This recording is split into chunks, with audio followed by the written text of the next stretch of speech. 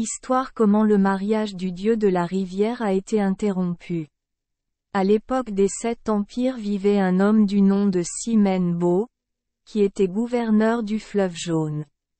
Dans cette région, le dieu fleuve était tenu en grand honneur. Les sorciers et sorcières qui y habitaient disaient: chaque année, le dieu du fleuve cherche une épouse, qui doit être choisie parmi le peuple. Si on ne la retrouve pas, le vent et la pluie ne viendront pas aux saisons appropriées, et il y aura de maigres récoltes et des inondations. Et puis, lorsqu'une fille devenait majeure dans une famille aisée, les sorciers disaient qu'il fallait la sélectionner.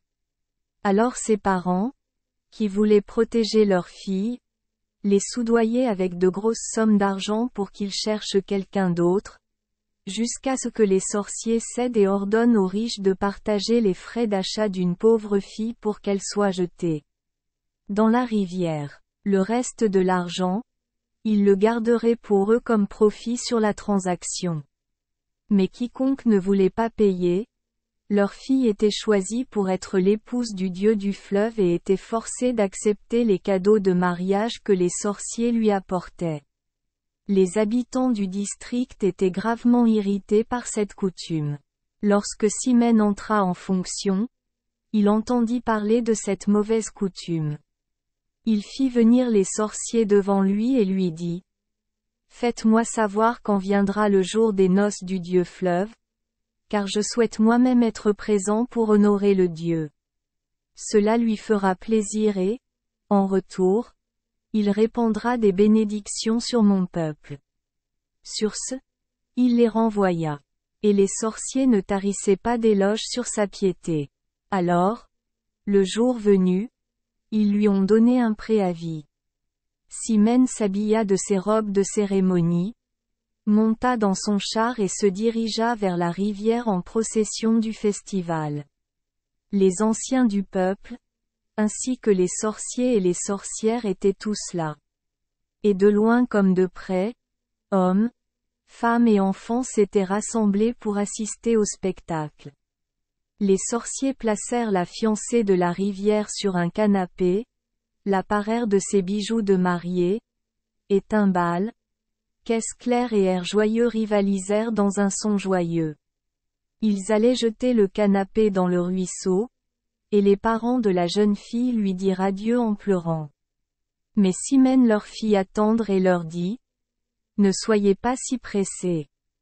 Je suis apparu en personne pour accompagner la mariée, tout doit donc être fait solennellement et dans l'ordre. Il faut d'abord que quelqu'un se rende au château du dieu fleuve et lui fasse savoir qu'il peut venir lui-même chercher son épouse.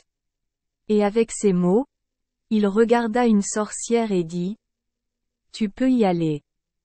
La sorcière hésita, mais il ordonna à ses serviteurs de la saisir et de la jeter dans le ruisseau. Après quoi, environ 1 heure s'est écoulée.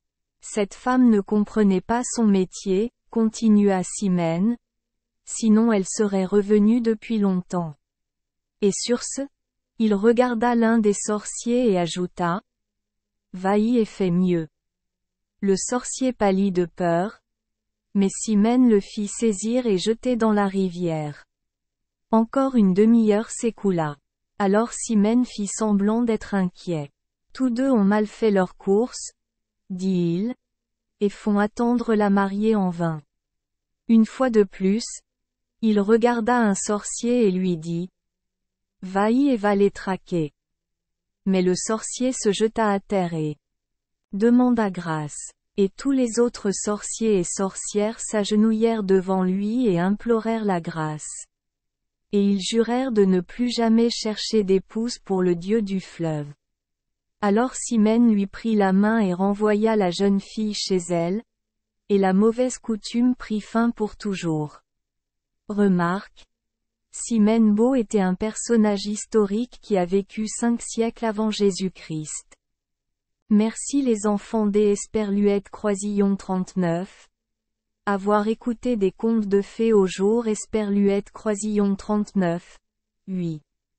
Espérons que les histoires apporteront aux enfants des moments heureux et significatifs. Si vous aimez notre chaîne, veuillez appuyer sur le bouton S Esperluette Croisillon 39. Abonner, pour ne manquer aucune histoire intéressante. Je vous souhaite une bonne nuit de sommeil et de beaux rêves. Rendez-vous dans la prochaine histoire.